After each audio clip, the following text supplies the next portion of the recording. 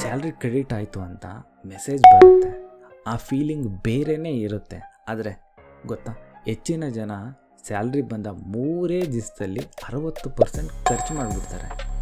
ಇವತ್ತು ನಾನು ಹೇಳೋ ಸ್ಟೆಪ್ ಫಾಲೋ ಮಾಡಿದ್ರೆ ಅದು ಬದಲಾಗುತ್ತೆ. Step 1, pay yourself first. Salary ಬಂದ ತಕ್ಷಣ ಬಿಲ್ ಶಾಪಿಂಗ್ ಅಲ್ಲ, ಮೊದಲು ಸೇವಿಂಗ್ಸ್ನ ಮಿನಿಮಮ್ 20% ಸಪ್ರೇಟ್ ಅಕೌಂಟಿಗೆ ಹಾಕ್ಬಿಡಿ.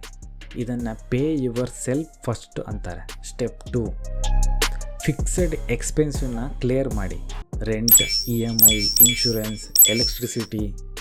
ಈ ಫಿಕ್ಸೆಡ್ ಬಿಲ್ನ ಸ್ಯಾಲ್ರಿ ಬಂದ 24 ಗಂಟೆ ಒಳಗೆ ಪೇ ಮಾಡಬೇಡಿ. ಲೇಟ್ ಪೇಮೆಂಟ್ ಆದರೆ ಕ್ರೆಡಿಟ್ ಸ್ಕೋರ್ ಡ್ಯಾಮೇಜ್ ಆಗುತ್ತೆ, ಪ್ಲಸ್ ಎಕ್ಸ್ಟ್ರಾ ಚಾರ್ಜಸ್ ಬೇರೆ.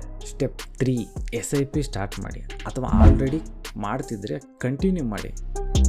1000 ರೂಪಾಯಿ ಪರ್ ಮಂತು SIP ಮಾಡಿ 20 ವರ್ಷ 12% ರಿಟರ್ನ್ ಅಂದ್ಕೊಂಡ್ರು ಇನ್ವೆಸ್ಟ್ಮೆಂಟು 10 ಲಕ್ಷ ಆಗುತ್ತೆ. ಆ ರಿಟರ್ನು 1 ಕೋಟಿ. ಕಾಂಪೌಂಡಿಂಗ್ ಮ್ಯಾಜಿಕ್ ಇದೆ. ಸ್ಯಾಲ್ರಿ ಬಂದ ದಿನವೇ ಆಟೋ ಡೆಬಿಟ್ ಸೆಟ್ ಮಾಡಿಬಿಟ್ಬಿಡಿ.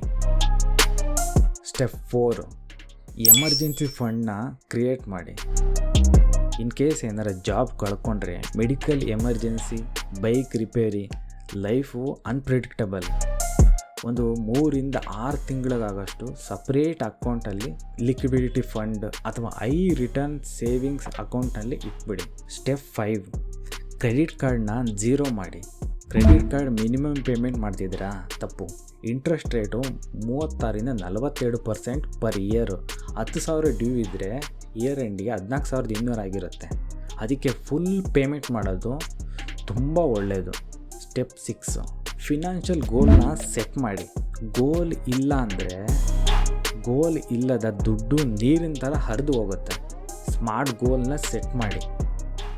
ಗೆಳೆಯರೆ, ಹಣ ಮಾಡೋದು ಇವತ್ತಿನ ದಿವಸ ಅಷ್ಟೇನು ಕಷ್ಟ ಆಗಲ್ಲ, ಆದರೆ ಮ್ಯಾನೇಜ್ ಮಾಡೋದು ತುಂಬ ಇಂಪಾರ್ಟೆಂಟು. ಈ 6 ಸ್ಟೆಪ್ 1 ತಿಂಗಳು ಟ್ರೈ ಮಾಡಿ. ಡಿಫ್ರೆಂಟ್ ನೀವೇ ಫೀಲ್ ಮಾಡ್ತೀರ. ಈ ವಿಡಿಯೋ ಯೂಸ್ಫುಲ್ ಆಯಿತಾ? ಲೈಕ್ ಮಾಡಿ, ಶೇರ್ ಮಾಡಿ, ಕಮೆಂಟ್ನಲ್ಲಿ ಹೇಳಿ ನಿಮ್ಮ ಸ್ಯಾಲ್ರಿ ಬಂದ ತಕ್ಷಣ ಮೊದಲು ಕೆಲಸ ಮಾಡುವ ಯಾವುದು.